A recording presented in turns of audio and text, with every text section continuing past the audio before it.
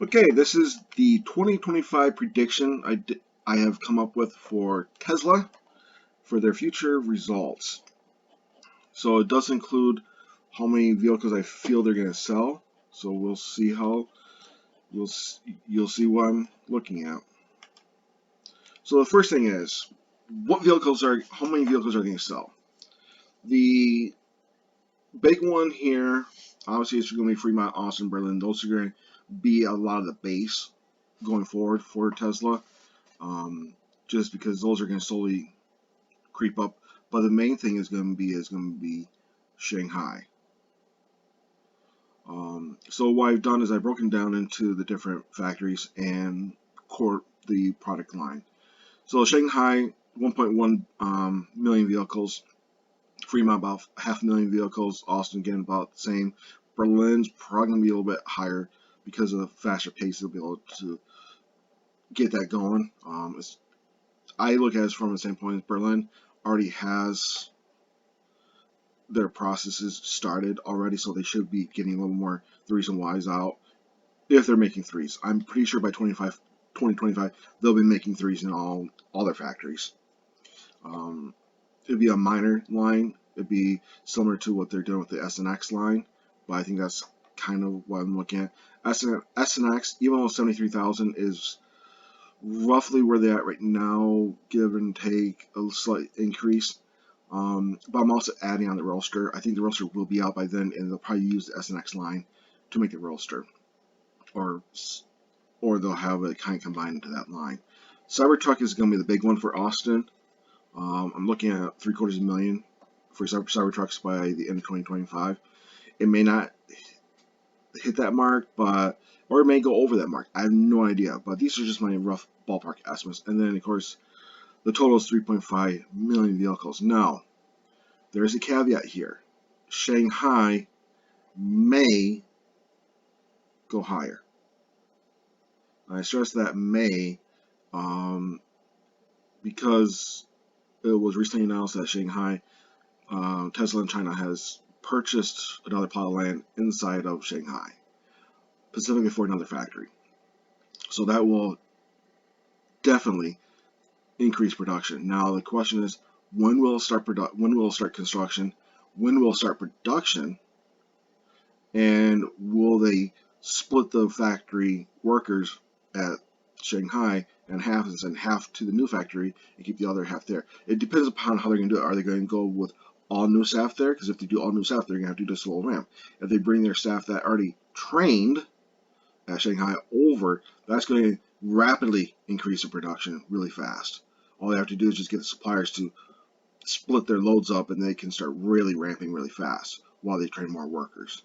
So it's going to depend upon how they handle it, or they train everybody at the old factory and then bring more people to the new factory. So it's going to be interesting how they handle it, because it's not distances from what I've seen online are not that far away. So it's very feasible they could do that. So other sale items. So full self-driving is part of the revenue for auto, but I'm looking at it from what I've seen online regarding Tesla Cerati. They put out an article regarding what full self-driving take rate is, and if I remember correctly, China is running like 1%. Europe is about half what US is doing, and the US is not much better. US is running, I mean, it's decent, but it's not tremendous. So I'm just looking at it as just baseline. I'm also looking at the Cybertruck roughly running at the same rate as the 3NY, just because of the lower price point. The SNX actually has a fairly good take rate. About 40% of all SNXs are full self-driving models. And then the Roadsters would also, I would imagine, would have a similar take rate. It would probably even be higher. Insurance is part of the other revenue. And the current rate of insurance is about 2%. So I feel that a slow increase, that'll tack on more, principally because they're going to add more states over the next few years. So that's going to increase their revenue. So by the time 2025 comes around, they should be in at least all 48 states in the continental U.S., and then they'll be expanding from there. I would imagine by 2025 they should have all that done, and that'll improve their revenue line there. The next one is energy. Energy is that questionable one. I'm looking about 480 megawatts of solar being installed for that year. I'm looking at energy itself, energy storage systems being about almost 6 gigawatts being installed. And then the interesting thing is the megapack fee. That's something which not a lot of people are talking about because it's really just started. That is a $66,750 fee per year with a 2% increase the following year, and so on and so forth.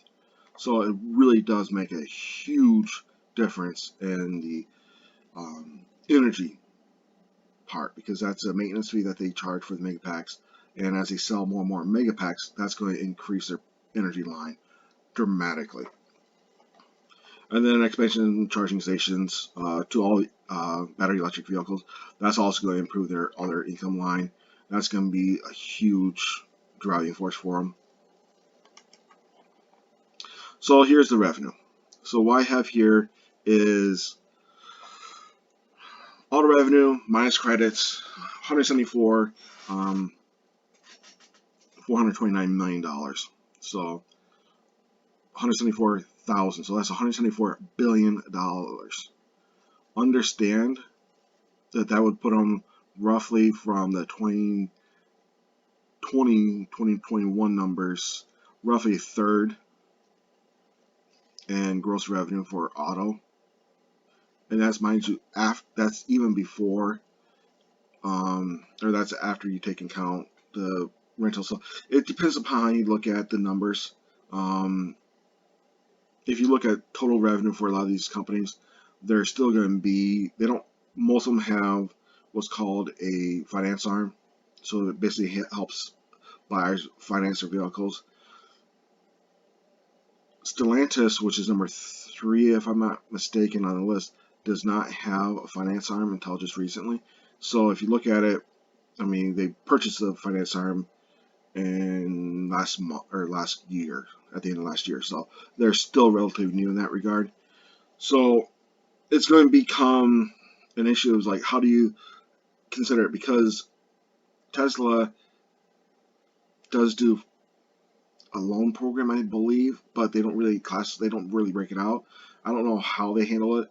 I don't know if they're only doing cash or if they actually have a loan program, but it's going to be interesting how they work, because they do financing of some sort, I've noticed. So I don't know how it works out. Financing overall is not considered revenue for the company in the strictest sense. So it varies on how you handle things. But at the end of the day, the other thing is the auto credits. I break it out just so people have an understanding. Like, yes, auto credits are going to still be part of Tesla's revenue going forward, because companies are still not going to be able to get enough battery electric vehicles to hit the higher marks that's going to go for. Countries and states are still going to require higher production of BEVs being sold, and if companies cannot make them fast enough already, they're not going to make them fast enough for the higher take rate. So I feel that's going to be an issue. Energy revenue, if you notice, 4.2 is still the smallest line. However, it's still going to be a huge money draw, because, as I said, that 2% fee is going to increase dramatically over the years. And then all the revenue, obviously, 10.8 billion is based upon opening up the charging stations, having vehicles out of service now, or out of warranty, so that will improve their service revenue. So there's going to be quite a few things overall. You're talking $190,593 million in revenue, so $190 billion, which, as I said, that number there, if you look at the total revenue versus the non-finance, will put them roughly number 2 in the world for revenue. And mind you, this is at 3.6 or 3.5 million vehicles, so it's not a huge amount. You're talking a minimal amount of vehicles, and that also does not include Shanghai expansion, because that would also improve your auto revenue. So cost of goods sold. So this is what the big one is, like what's going to cost, what's going to be the profit at the end of the day. So I have auto cost 119, $484 million. That's based upon running at a gross profit of 31.5%, which is higher than what they run in the past. But I'm looking at it from perspective of if they run 70% cost this year, and they reduce it down by 0.5% each following year, you're talking about 31.5% gross profit, which will still be an industry record. I mean, even if they run that 70%, that's not going to impact it dramatically. Energy cost, I'm expecting it to actually improve a little bit. And just based upon what the previous year's been for the percentages, I'm going roughly $4 billion in costs. Same thing with other cost of goods. Still roughly, they're not going to make huge profit. The insurance business is not going to make a huge profit. Yeah, it's just giving them more revenue. That's the biggest thing. It's giving them more revenue, which makes them look better on for loans and anything else that they need to take them. Which I don't think they'll be taking loans anytime soon. The next, and then that finally gives you your gross profit of $56.798 billion, which is just insanity when you consider it for an auto company. I should also stress that I'm also looking at the cost of the vehicles to be roughly what they've been. So it's not like they're going to improve it, but you're also looking at a higher amount of Cybertrucks, which are also a little bit more expensive. So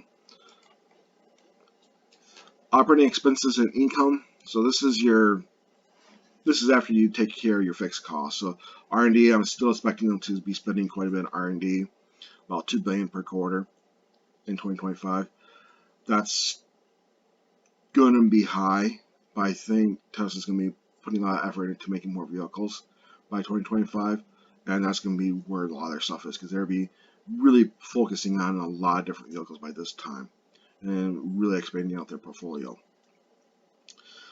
So that's where the 8.8 billion is coming in. Operating expenses for sales, general expenses, and administration, looking about 7 billion. Again, it's more to do with just having more vehicles out there. You're selling a lot more vehicles, so it's going to cost you more for the sales and general expenses, because you're still having to ship vehicles around. It's not like they're going to be able to magically teleport vehicles to customers' places when you're located in only a few factories. You still going to have to transport a lot of vehicles, so that's going to be a lot of your sales expense and whatnot. So that gives you total expenses about 15.9 billion, which ends up being operating income of 48.9 billion. Still huge numbers. I mean, you're talking numbers that are just outrageous for a automotive company.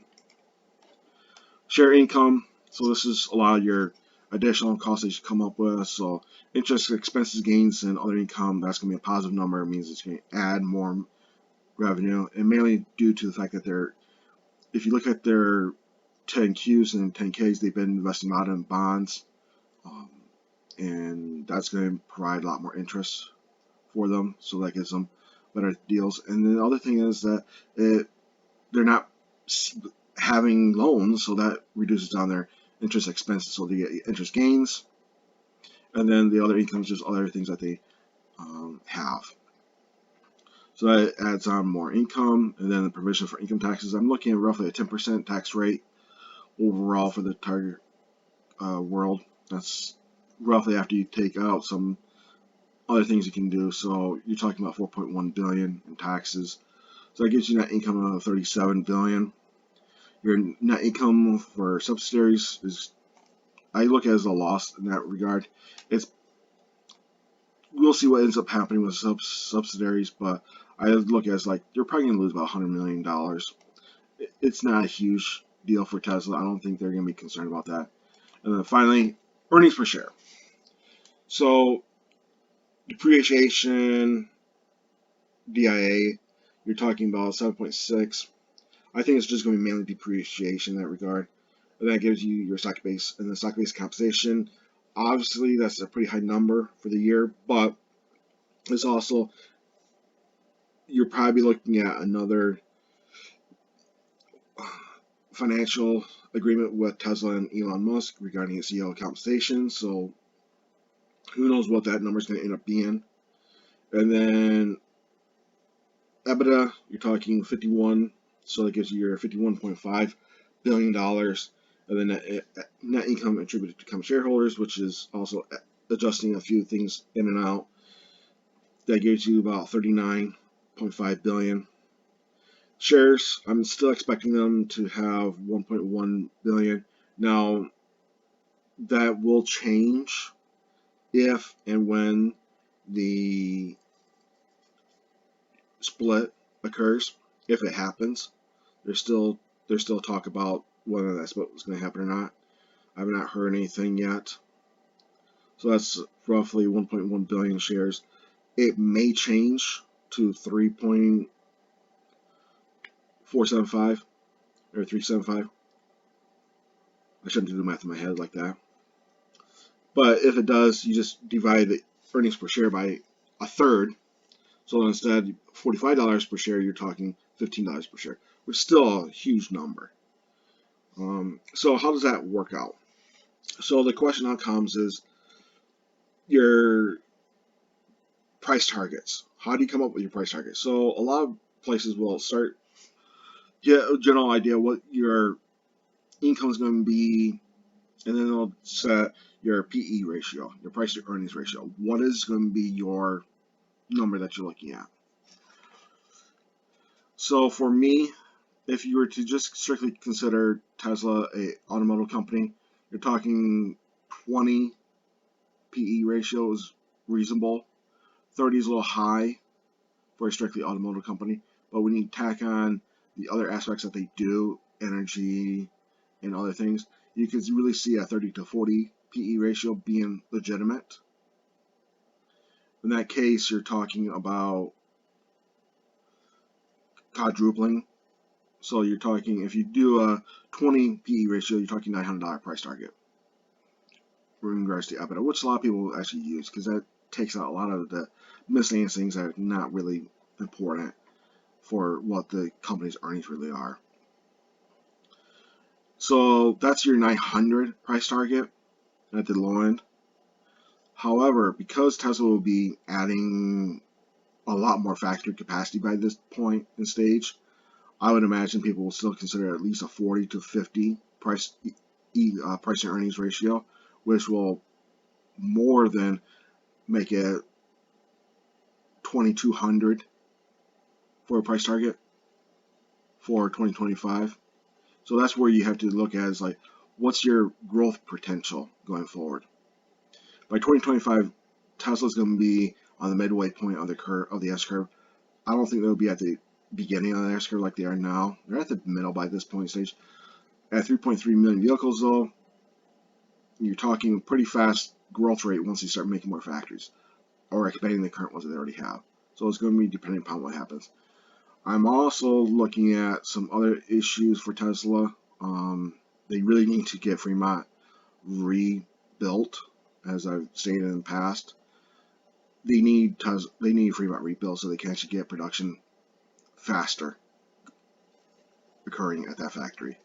It is way too, for the size of the factory, its production is so low compared to the size. They really need to improve that, how it works, which would mean shutting down parts of the factory and rebuilding it. I don't know if Tesla's willing to do that, and I was hoping they'll be able to do it next year, but given that Austin did not ramp as fast as I was expecting, and it's still not ramping as fast as I'm expecting, it's going to be a concern going forward for Tesla. They really need to get Fremont up and operational to a better level. So that's where I really think that they need to get stuff going. Overall, though, Tesla's going to have a pretty good going through everything. It's going to be pretty impressive. the real question is going to be is, will they have 50% year over year automotive growth? And I'm not seeing it right now. Not in the not through 2025 at least. You're going to see a slight increase over that number. I'm looking about 40% this year, 70% next year because of Cybertruck. And then after that, it tails off because there's nothing new coming out. Now, granted, Shanghai 2 might become another massive factory, but that would take time and depends upon how big the factory is. Understand that when they built the first part of Shanghai, they did it in small sections. They didn't make a full factory. So they take the Berlin or the Austin method of just one big factory. That will take more time to build, but they'll have a lot more capacity to start off with. So that's going to be a give and take. I don't know how they're going to play it. We'll see what happens. I'm really interested in seeing what happens with that factory. But overall, this is my feeling on Tesla's potential in 2025. We'll see what happens in the future.